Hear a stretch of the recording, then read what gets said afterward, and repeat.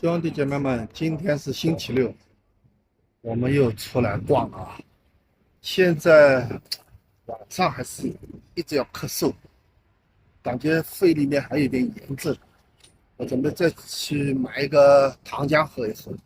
兄弟姐妹们，这是我在成都住的10天啊，第4次买药了啊，又买了一瓶这个枇杷糖浆，喝上一颗啊。好了，兄弟姐妹们，药也喝好了啊，我们先开车到杜甫草堂逛一圈啊。好，我们现在先逛一下北门啊。哎呦，都是鱼啊！乖乖，经理开会了。好了，兄弟们，准备进入杜甫草堂。哎呀，那是哇！这个杜甫像已经被摸得溜光了。你看，想了解杜甫的故事啊，专门有人讲的，你看吧。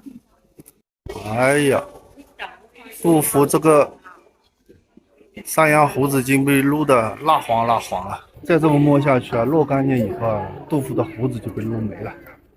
这个杜甫草堂，环境真的是好。你看这帮小朋友在干啥？啊，这个下面都是鱼啊。这个盆景漂亮不啦？哇，这个园林啊，你看看，真的搞得漂亮。天天要有人打理啊，我就一路瞎看啊。那这个就是这里的重点啊，杜甫草堂。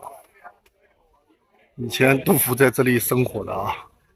哎呀，不得了的人呐，到处都是讲解员啊，我估计都是一个老师教出来的。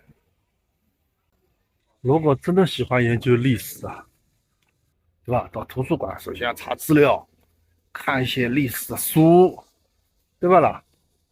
在这里听他们说呢，就当故事听。哎，找到一处美景了。好了，我逛了1个多小时，哎，老婆找到了，准备搞点东西吃。出去了，热得不得了今天。从那个杜甫草堂出来，我们现在来到了魁星楼街啊。现在是下午4点半，没什么人。哎呀，开吃，找了个小饭店。成都这里啊，真的蛮便宜的。这个什么牛肉火锅的吧，算了，一个鸭子，1碗饭，一共120一个，很便宜。在成都啊，锻炼吃辣的啊。哎呦我的妈！哎呀，看到啊，今朝一顿糟，统统吃光了。哎呀，兄弟姐妹们，吃饱了。就是我生活这家乐山超级牛肉啊，可以，味道不错，有便宜有好吃啊。这条魁星楼街啊，